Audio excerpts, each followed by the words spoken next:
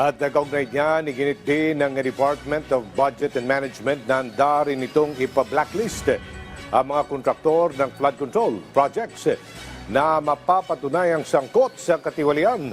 Ayon kay Budget Secretary Abena Pangandaman, sa ilalim ng New Government Procurement Reform Act, malinaw ang proseso para sa pag-blacklist.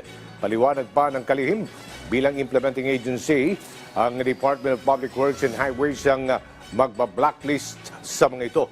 Sa ngayon, anyay, wala pang pinalalistahan ng mga kumpanya na ipapa-blacklist dahil sa gumugulong pa ang investigasyon dito kasama ang DPWH at ang DepEd.